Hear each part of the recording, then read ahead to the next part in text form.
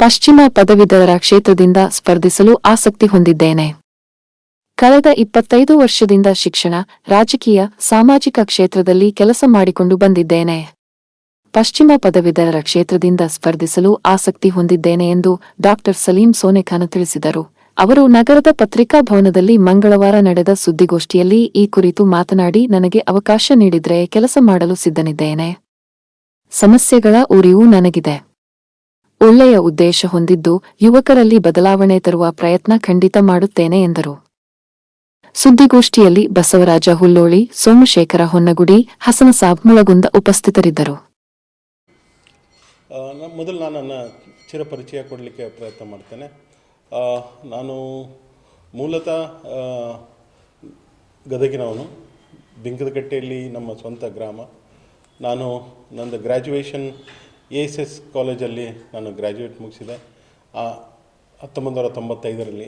ಆನಂತರ ನಾನು MBA ಮಾಡಲಿಕ್ಕೆ ಅಂಥೇಳಿ ರಾಜಾರಾಮ್ ಬಾಪು ಇನ್ಸ್ಟಿಟ್ಯೂಟ್ ಆಫ್ ಟೆಕ್ನಾಲಜಿಯಲ್ಲಿ MBA ಮಾಡಿದ್ದೆ.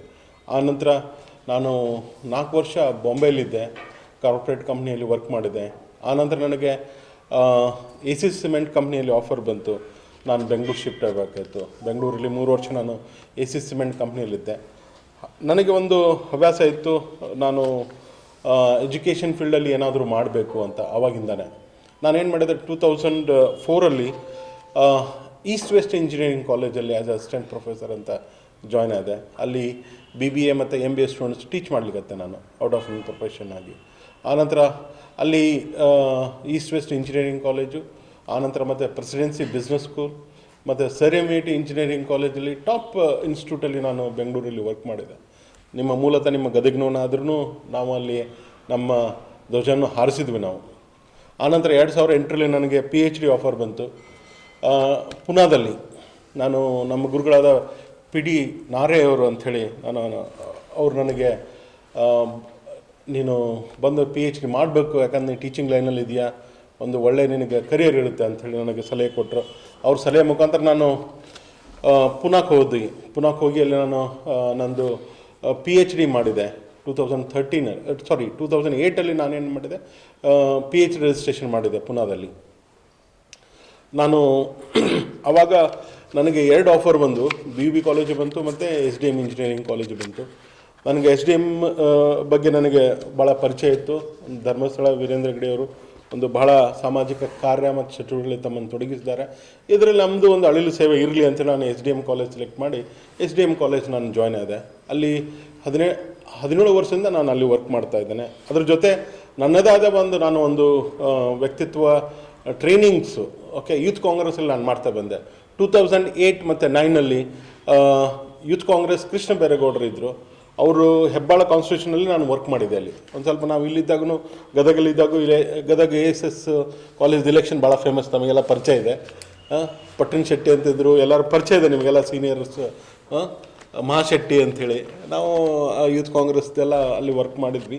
ಯೂತ್ ಕಾಂಗ್ರೆಸ್ ASS ಅಲ್ಲಿ ಇಲೆಕ್ಷನಲ್ಲಿ ನಾವು ಪಾರ್ಟಿಸಿಪೇಟ್ ಮಾಡೋದು, ಅದೇ ಒಂದು ನಮ್ಮ ವ್ಯಕ್ತಿತ್ವ ಇತ್ತು. ನಾನು ಹಾಗೆ ಕೃಷ್ಣ ಬೈರೇಗೌಡರ ಜೊತೆ ವರ್ಕ್ ಮಾಡಿದೆ. ಅವ್ರು ನಂದು ಟ್ರೈನಿಂಗ್ ಸ್ಕಿಲ್ ಎಲ್ಲ ನೋಡ್ಬಿಟ್ಟು ನೀವು ಬನ್ನಿ ಟ್ರೈನಿಂಗ್ ಬನ್ನಿ ಅಂತೇಳಿ ನನಗೆ ಆ್ಯಸ್ ಅ ಮಾಸ್ಟರ್ ಕೋಚ್ ಅಂತ ನನಗೆ ಯೂತ್ ಕಾಂಗ್ರೆಸ್ಸಲ್ಲಿ ನಾನು ಜಾಯ್ನ್ ಆದೆ. ಆವಾಗ 2010ರಲ್ಲಿ ಬೇರೆ ಬೇರೆ ಭಾಗದಲ್ಲಿ ನಾನು ಟ್ರೈನಿಂಗ್ ಮಾಡ್ತಾ ಹೋದೆ. ಮತ್ತು ಹೋದಾಗ ಹಾಗೆ ನನಗೆ 2014ರಲ್ಲಿ ನಮ್ಮ ಪ್ರೊಫೆಸರ್ ರಾಜುಗೌಡರು ಟಚ್ಚಲ್ಲಿ ಬಂದರು. 2008ರಲ್ಲಿ ಅವ್ರ ಪರಿಚಯ ಆಯಿತು. 2008ಲ್ಲೇ ಅವ್ರು MP ಇಲೆಕ್ಷನ್ ಇದ್ದಾಗ ನಾನು ಅವ್ರ ಜೊತೆನೇ ನಾನು IIM ಬೆಂಗಳೂರಲ್ಲಿದ್ದರು. ಅವರು ಹಿ ವಾಸ್ ಅ ಪ್ರೊಫೆಸರ್. ಅವ್ರ ಜೊತೆ ನಾನು ನನ್ನ ರಿಸರ್ಚ್ ಬಗ್ಗೆ ಅವ್ರ ಜೊತೆ ಭಾಳ ಡಿಸ್ಕಷನ್ ಮಾಡ್ತಾಯಿದ್ದೆ. ಹಾಗೆ ನಮ್ಮದು ಪೊಲಿಟಿಕಲಿ ಐಡಿಯಾಲಜಿ ಒಂದು ಸ್ವಲ್ಪ ಹೊಂತಾಯಿತು. ನಾವು ಅವ್ರ ಜೊತೆ ವರ್ಕ್ ಮಾಡ್ಲಿಕ್ಕೆ ಅವ್ರು ಸರ್ MP ಇಲೆಕ್ಷನ್ ನಿಂತಾಗ ನಾನು ಮುಂಚೂಳತ್ವೆಯಲ್ಲಿ ನಾವು ನಿಂತ್ಕೊಂಡು ನಾವು ಅವ್ರು ಇಲೆಕ್ಷನ್ ಮಾಡಿದ್ವಿ. ಅವರು ನಮ್ಮ ಸಂಬಂಧ ಭಾಳ ಬೆಳೀತು. ಅವರು MP ಇಲೆಕ್ಷನ್ ನಿಂತ್ಕೊಂಡ್ರು, ರಾಜ್ಯಸಭಾ MPನೂ ಆದರು ಅವರು, ಪ್ರೊಫೆಸರ್ ರಾಜುಗೌಡ ಅವರು. ಅವ್ರ ಜೊತೆ ನಂದು ಒಡನಾಟ ಚೆನ್ನಾಗಿತ್ತು. ಹಾಗಾಗಿ ನಾನು ಯೂತ್ ಕಾಂಗ್ರೆಸ್ಸಲ್ಲಿ ಟ್ರೈನಿಂಗು ಮತ್ತು ನನಗೆ 2014ರಲ್ಲಿ AICC ರಿಸರ್ಚ್ ಸ್ಟೇಟ್ ಕೋಆರ್ಡಿನೇಟರ್ ಅಂತ ಮಾಡಿದರು. ಮತ್ತು ನಾನು ಮ್ಯಾನಿಫೆಸ್ಟೋ ಕಮಿಟಿಯಲ್ಲಿದ್ದೆ. ಹಾಗಾಗಿ ನನ್ನ ಕಾಂಗ್ರೆಸ್ ಒಡನಾಟ ಹಾಗೆ ಬೆಳೀತಾ ಬಂತು. ಹಾಗಿರುವಾಗ ನಾನು 2014 ಕಾಂಗ್ರೆಸ್ಸಲ್ಲಿ ರಿಸರ್ಚ್ ಕಮಿಟಿಯಲ್ಲಿ ಜಾಯ್ನ್ ಆದೆ.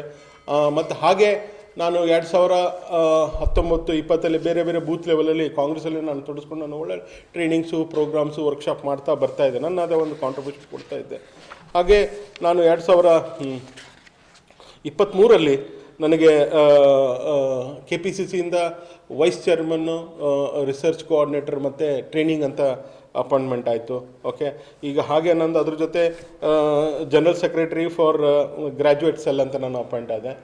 ಇದೆಲ್ಲ ನನ್ನ ಎಕ್ಸ್ಪೀರಿಯೆನ್ಸ್ ಇಟ್ಕೊಂಡು ನಾನು ಈ ಭಾಗದ ಗ್ರ್ಯಾಜುಯೇಟ್ ರಿಪ್ರೆಸೆಂಟೇಷನ್ ಯಾಕೆ ಆಗಬಾರ್ದು ಅಂತ ನಂದೊಂದು ವಿಚಾರ ಬಂತು. ಓಕೆ, ತಮಗೆ ನಾನು ಕೊಟ್ಟಿರೋ ಹಾಗೆ ನಾನು as just I don't want to be a candidate for MLC ಅಂತ ನನ್ನ ಅದು ಉದ್ದೇಶ ಇಲ್ಲ. ನಾನು ಯಾವುದೋ ಒಂದು ಗುರಿಗಳನ್ನ ಇಟ್ಕೊಂಡು ಬಂದಿದ್ದೇನೆ. ಈ ಕ್ಷೇತ್ರಕ್ಕೆ ನನ್ನದೇ ಒಂದು ಕಾಂಟ್ರಿಬ್ಯೂಷನ್ ಮಾಡಬೇಕು ಅಂತೇಳಿ.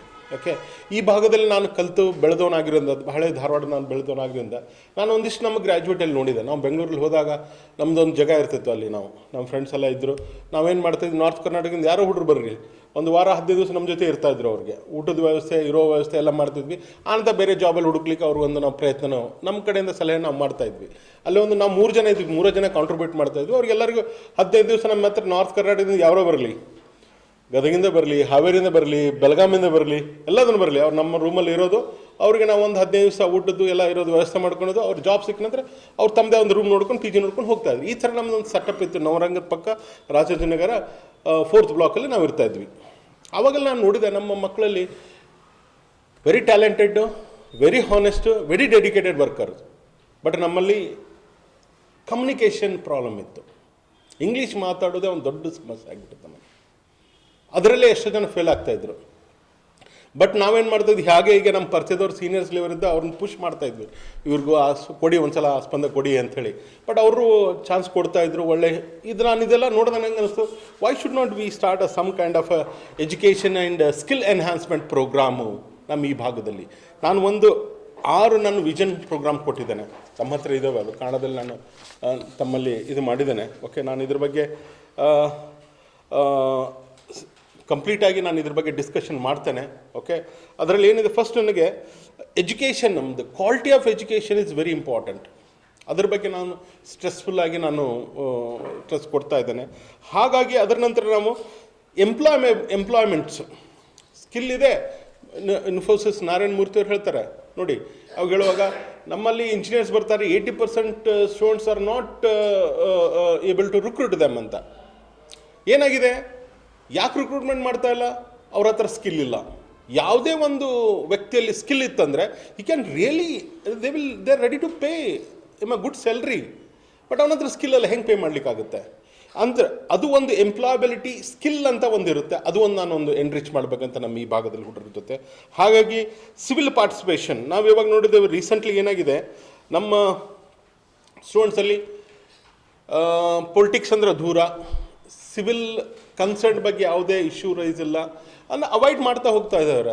ಬಟ್ ಗ್ರ್ಯಾಜುಯೇಟ್ ಆಗಿ ಒಳ್ಳೆ ನಾಲೆಜಬಲ್ ಆಗಿ ಅವರು ಜನ ಹೆಚ್ಚಾಗಿ, ನಮ್ಮ ಎಜುಕೇಟೆಡ್ ಮಂದಿ ಹೆಚ್ಚಾಗಿ ಸಿವಿಲ್ ರಿಲೇಟೆಡ್ಲಿ ಪಾರ್ಟಿಸಿಪೇಟ್ ಮಾಡಿದರೆ ಅವರ society will be completely change. ಒಳ್ಳೆ ಎಜುಕೇಟೆಡ್ ಗ್ರಾಮ ಪಂಚಾಯತಿ ಮೆಂಬರ್ ಆಗಬೇಕು, ಕಾರ್ಪೊರೇಟ್ ಮೆಂಬರ್ ಆಗಬೇಕು.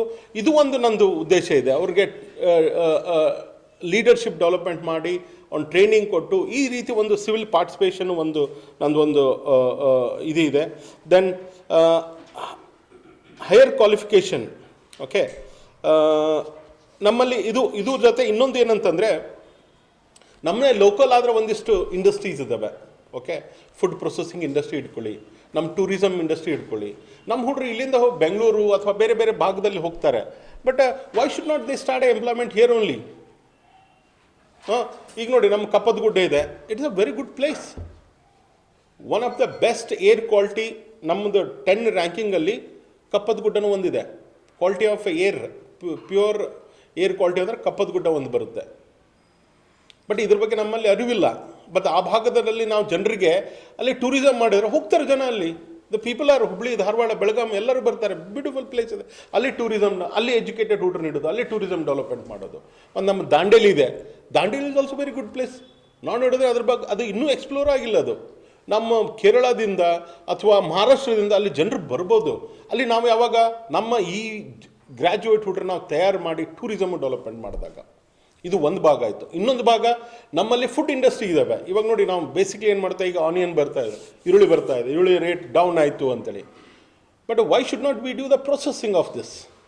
ಪ್ರೊಸೆಸ್ ಮಾಡ್ತಾ ಇಲ್ಲ, ಎಲ್ಲ ಪ್ರೊಸೆಸಿಂಗ್ ಇಂಡಸ್ಟ್ರಿ ಮಾಡ್ತಾ ಇಲ್ಲ. ಟೊಮಾಟೊ ಬಂದಿದೆ, ಟೊಮಾಟೊ ಬಂದು ಸೀಸನ್ ಬಂದಕ್ಕೆ 1-2 ರೂಪಾಯಿ kg ಮಾಡ್ತಾರೆ, ಆ ನಂತರ ಎಲ್ಲ ಸೀಸನ್ ಮುಗಿದು ಅಂದ್ಕೊಂಡು ರೇಟೇ ಇರುತ್ತೆ. But why should not make alternative of this? Food processing industry ನಾವು ಯಾಕೆ ಸ್ಟಾರ್ಟ್ ಮಾಡಬಾರ್ದು?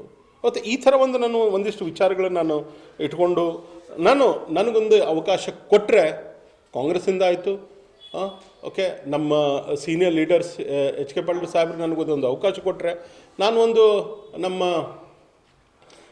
ಗ್ರ್ಯಾಜುಯೇಟ್ ಮಕ್ಕಳಿಗೆ, ಹುಡುಗರಿಗೆ ನಾನು ಒಳ್ಳೆ ಕೆಲಸ ಮಾಡುವಂಥ ನಾನು ವಿಚಾರ ಇಟ್ಕೊಂಡು ನನ್ನನ್ನು ಕ್ಯಾಂಡಿಡೇಟಾಗಿ ನಾನು ನಿಮ್ಮ ಮುಂದೆ ಪ್ರೆಸೆಂಟ್ ಮಾಡ್ತಾ ಇದ್ದೇನೆ. These are my aims and object for the MLC graduate constituency. ತಮ್ಮ ಮಾಧ್ಯಮಗಳಲ್ಲಿ ಒಂದೇ ರಿಕ್ವೆಸ್ಟು, ತಮ್ಮೆಲ್ಲ ಸಹಕಾರ ಸಹಯೋಗ, ನಿಮ್ಮ ಗದಗಿನ ಕ್ಯಾಂಡಿಡೇಟು ಅಂಥೇಳಿ ನನಗೊಂದು ಸಪೋರ್ಟ್ ಮಾಡಿ, ನಿಮ್ಮ ಜೊತೆ ನಾನಿರ್ತೇನೆ. ಇದೇನು ಉದ್ದೇಶ ತೊಗೊಂಬಂದಿದ್ದೇನೆ, ಬರೀ ಈಗ ಬಂದರು, ಮಾತಾಡಿದ್ರು, ಹೇಳಿದರು, ಹೋದರು, ನಾ ಮನುಷ್ಯ ಅಲ್ಲ. ಯಾಕಂದರೆ ನಾನು ಕೆಲಸ ಮಾಡಲಿಕ್ಕೆ ಬಂದಿರೋದು, ಮತ್ತು ನಾನು ಕ್ವಾಲಿಫೈಡ್ ಪರ್ಸನ್ ಇದ್ದೇನೆ. ಇದ್ರ ಬಗ್ಗೆ ಸಮಸ್ಯೆಗಳನ್ನ ನಾನು ಅರಿತಿದ್ದೇನೆ. ನಾನು ಇಲ್ಲಿಂದ ಹೋಗ್ಬಿಟ್ಟು ಬೆಂಗಳೂರಲ್ಲಿ, ಬಾಂಬೆಯಲ್ಲಿ ನಾನು ವರ್ಕ್ ಮಾಡಿ ಸ್ಟ್ರಗಲ್ ಏನು ಮಾಡಿದ್ದೆ ನಾನು ನೋಡಿದ್ದೇನೆ. ಇದು ನಮ್ಮ ಹುಡುಗರಿಗೆ ಆಗಬಾರ್ದು, ನಮ್ಮನ್ನು ಇಲ್ಲಿಂದನೇ ಟ್ರೈನ್ ಅಪ್ ಮಾಡಿಬಿಟ್ಟು ಯಾಕೆ ನಾವು ಡೆವಲಪ್ಮೆಂಟ್ ಮಾಡಬಾರ್ದು ಅಂತ ಒಂದು ಒಳ್ಳೆಯ ಉದ್ದೇಶದಿಂದ ನಾನು ಬರ್ತಾ ಇದ್ದೇನೆ. ತಮ್ಮ ಸಹಯೋಗ ಸಹಕಾರ ನನಗೆ ಕೊಟ್ಟರೆ ನಾನು ಏನಾದರೂ ಒಂದು ಚೇಂಜಸ್ಸು, ಒಂದು ಕಾಂಟ್ರಿಬ್ಯೂಷನ್ ಸೊಸೈಟಿಗೆ ಮಾಡ್ಬೋದು ಅಂತ ನನ್ನನ್ನು ನಿಮ್ಮ ಮುಂದೆ ವ್ಯಕ್ತಪಡಿಸಿದ್ದೇನೆ. 3 ಜನ ಅಲ್ಲ, ನಾನು ಇದ್ದಾರೆ, ಅವತ್ತು 4 ಜನ ಇದ್ದರು. ಇಲ್ಲ 4 ಜನ ಹೆಸರಿದೆ, ಬೇಕಾದ್ರೆ ನಾನು ಲಿಸ್ಟ್ ಕೊಡ್ತೇನೆ. ನಂದು 3rd ಇತ್ತು. ಫಸ್ಟು ಮೋಹನ್ ಲಿಂಬಿಕಾರ್ ಇತ್ತು, ಸೆಕೆಂಡ್ ಬಸವರಾಜ್ ಗುರುಕಾರ್ ಇತ್ತು, 3rd ಗುಗ್ಗರಪ್ಪ ಇತ್ತು, 4th ನಂದು. ಬೇಕಾದ್ರೆ ನನ್ನ ಹತ್ರ ಲಿಸ್ಟ್ ಇದೆ, ಅದು ನಾನು ಕೊಡ್ತೇನೆ ನಿಮಗೆ. Only 4 people are short listed as of now.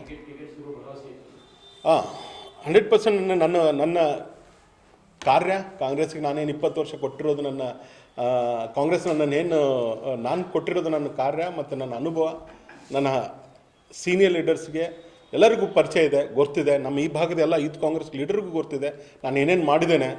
ನನಗೆ 100% ಭರವಸೆ ಇದೆ. ನಮ್ಮ ಎಚ್ ಕೆ ಪಾಟೀಲ್ರು ನನಗೆ ಇದರಲ್ಲಿ ಸಹಯೋಗ ಮಾಡಿ, ಸಹಕಾರ ಮಾಡಿ, ನನಗೆ ಟಿಕೆಟ್ ಕೊಡಿಸುವಲ್ಲಿ ಒಂದು ಸಹಾಯ ಮಾಡ್ತಾರೆ ಅಂತ ಹೇಳಿ.